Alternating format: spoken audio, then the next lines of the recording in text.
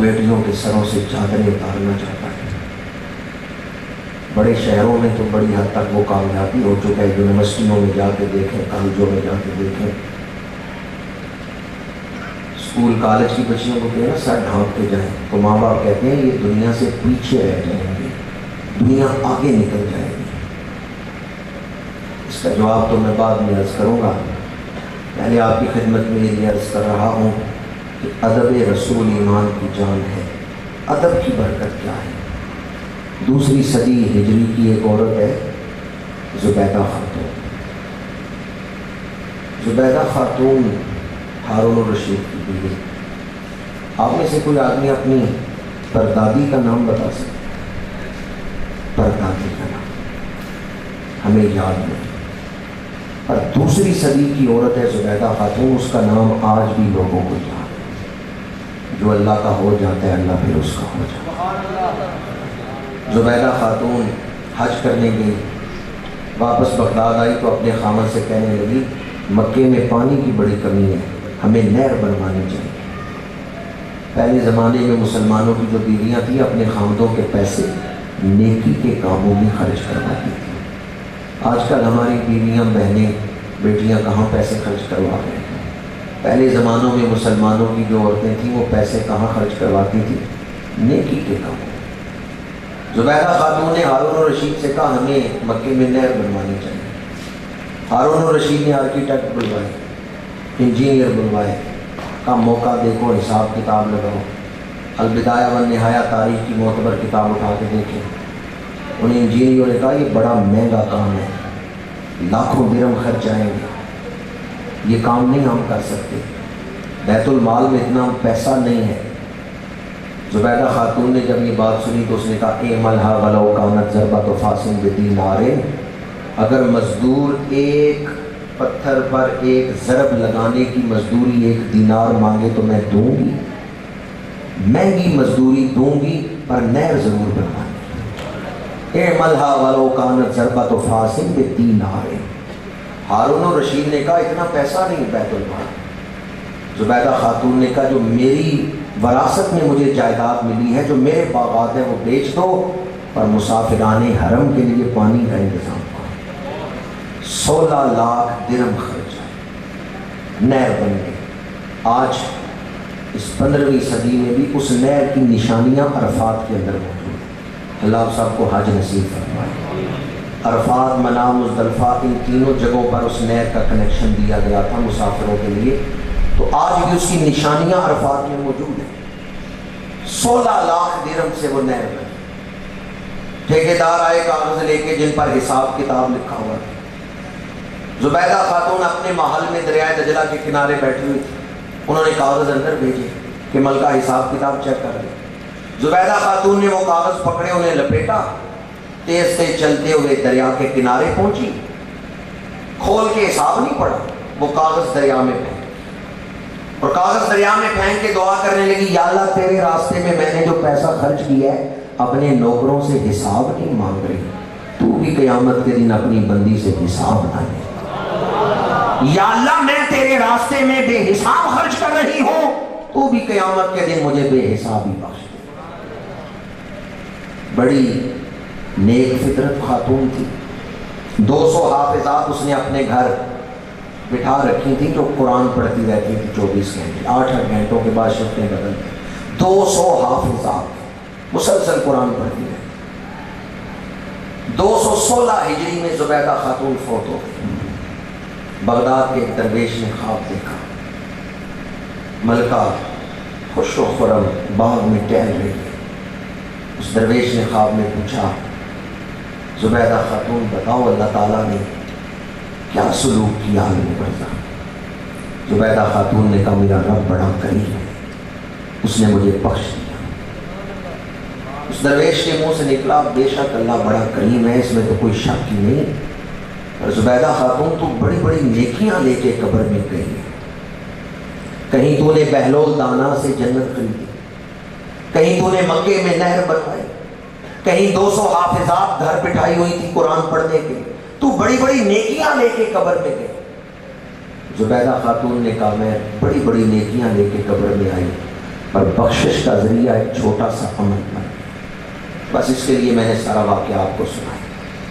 درویش نے پوچھا بخشش کا سبب کون سا واقعہ بنا؟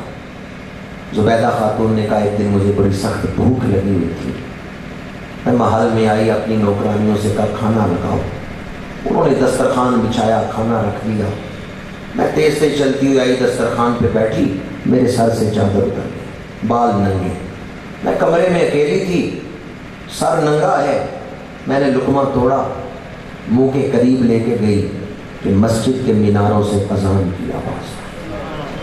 میں نے اذان کا یہ ادب کیا کہ لقمہ واپس رکھ دیا اور فوراً اپنا سر ڈھانپا۔ میرے دل نے کہا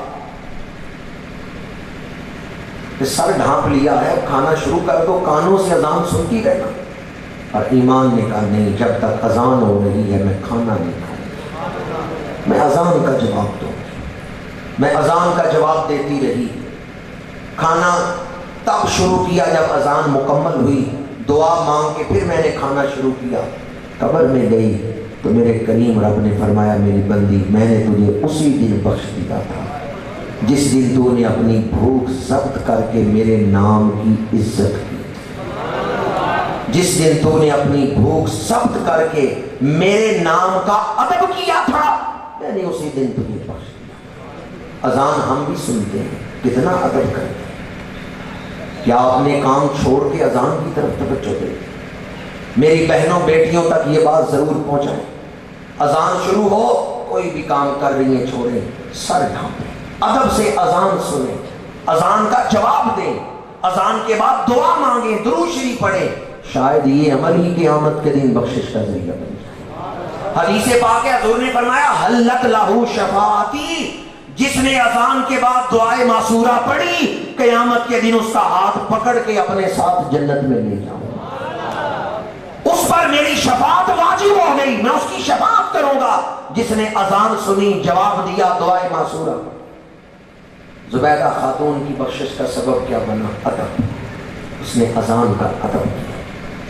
میرے پاس بلوچستان سے علماء کا ایک وفد آیا، جن دنوں میں وہاں سیلاب آیا ہوا تھا، تو شیخ الحدیث صاحب کو میں نے جمعۃ المبارک کے موقع پہ کہا بیان کرے، انہوں نے بیان کرتے ہوئے کہا کہ میں اپنے گاؤں گلی سے گزر رہا تھا، ایک چودھری صاحب اپنے نوکر کو مار رہے تھے، اس وقت مسجد کے میناروں سے اذان کی آواز آئی، تو نمبردار صاحب غصے میں مؤذن کا نام لے کے کہتے ہیں معاذ اللہ، معاذ اللہ، کہتے ہیں یہ کیا کتے نے بھونکنا شروع کر دیا۔ شیخ الحدیث صاحب کہتے ہیں میرے پیروں کے نیچے زمین نکل گئی، اس نے کیا کہتے ہیں۔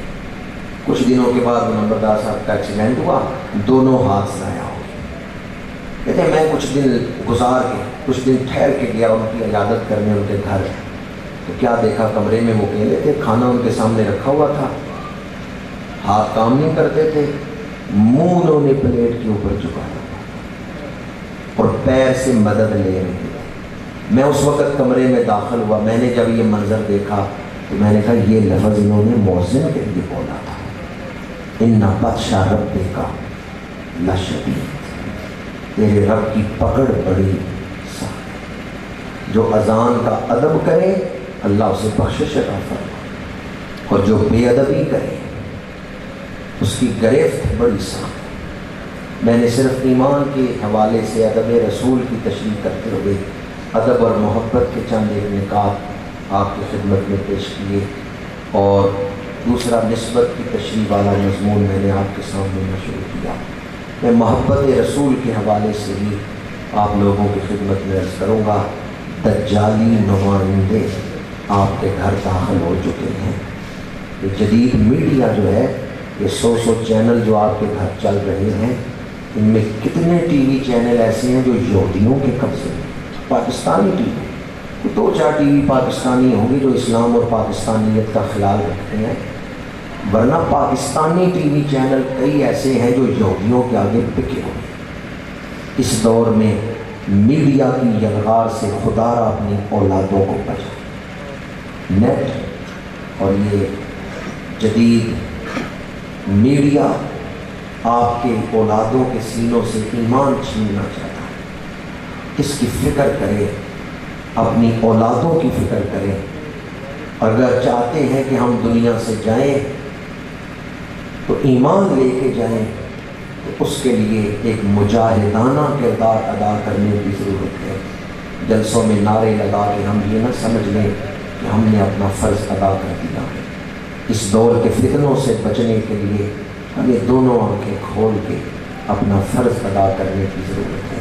مجھے اس حوالے سے 2-3 سوالات بھی پوچھے گئے ہیں، لیکن شروع میں ان کی تشریح کر چکا ہوں کہ خدا را ان محافل کی جو روحانیت ہے اس کو قائم رکھیں، جو ان محفلوں کی جان ہے، جو ان محفلوں کی جان ہے، خدا را اس کو قائم رکھیں۔ یہ محفلیں ہم اس لیے کرتے ہیں کہ اللہ اور اس کے رسول خوش ہوں، اور اگر ہم خلاف شرع کام کریں گے تو کیا خیال ہے اللہ خوش ہوں یا اللہ کے رسول خوش ہوں گے؟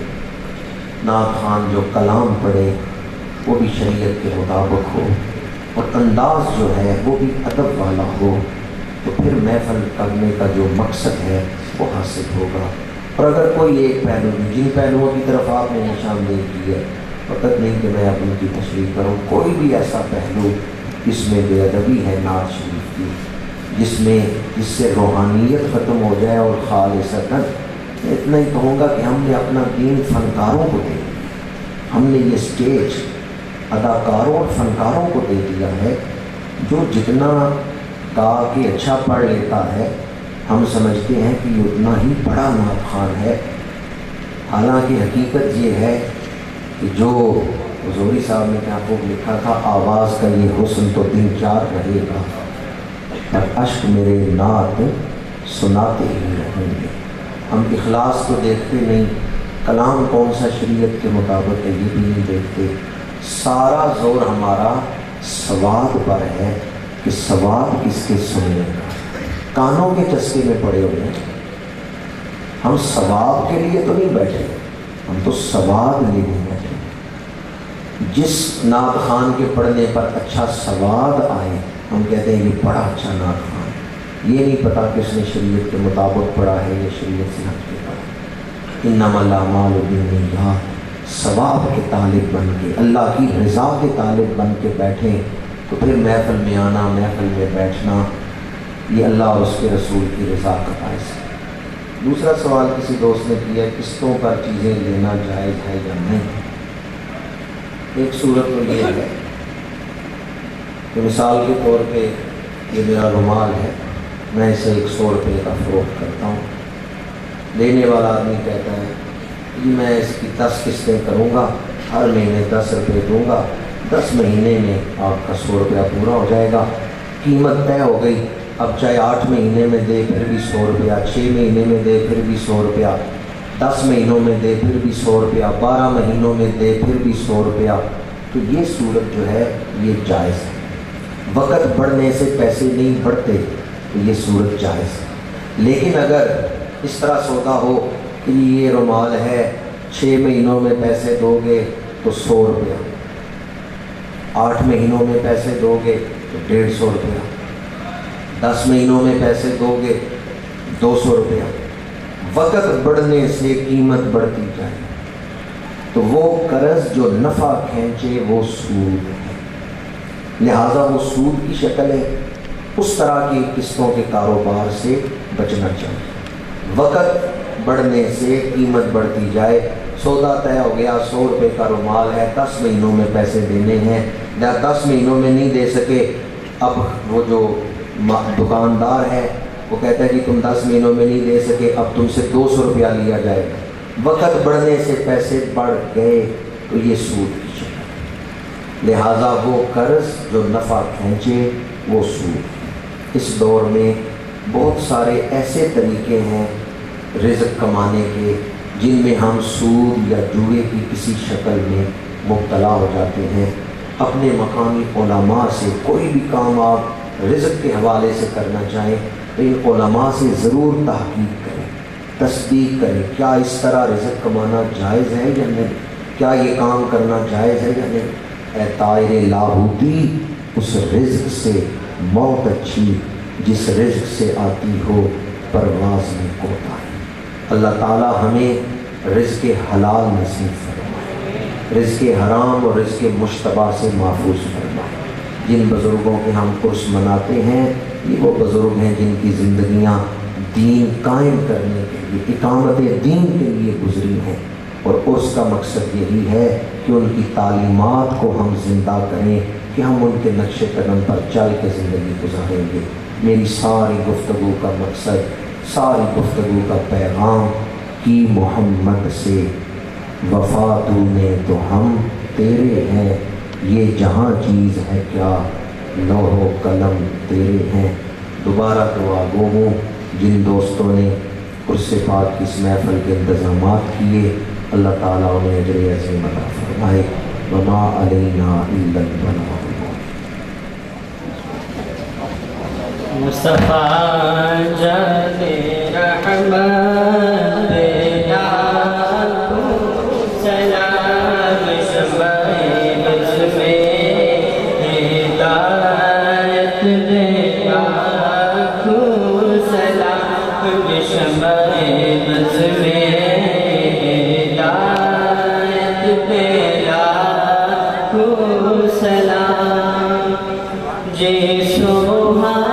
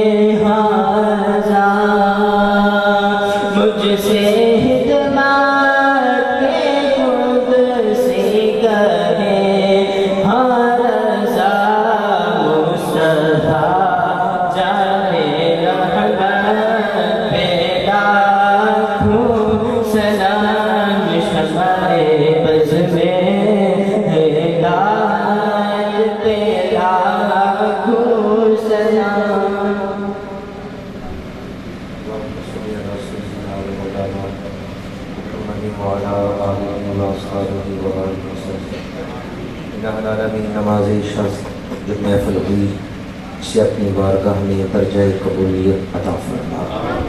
اگر اس ساری محفل کے دوران کوئی خطا ہوئی ہے، کوئی غلطی ہوئی ہے تو وہ معاف فرما۔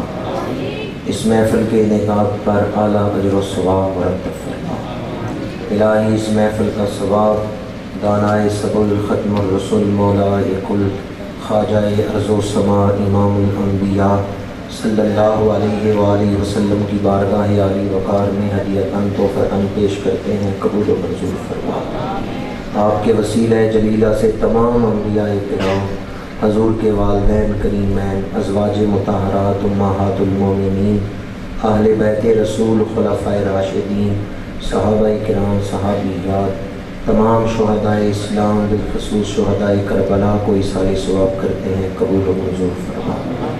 ائمہ مجتہدین، ائمہ اہل بیت، ائمہ طریقت، تمام مبلغین اسلام جن کی کوششوں سے دین ہم تک پہنچا ہے، سلسلہ عالیہ، نقشبندیہ، مجددیہ، چشتیہ، سہروردیہ، قادریہ، اویسیہ، تمام سلاسل عالیہ کے بزرگوں کو اس محفل کا ثواب عطا فرما۔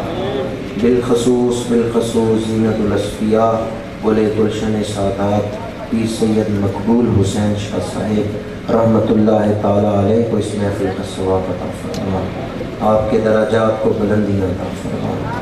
شادی وال کی اس بستی میں جتنے اہل ایمان اس بستی کے قبرستانوں میں دفن ہیں، ان تمام مومنین و مومنات کو اس محفل کا ثواب عطا فرما۔ جتنے لوگ اس وقت دعا میں شامل ہیں، تمام حاضرین محفل کے آباء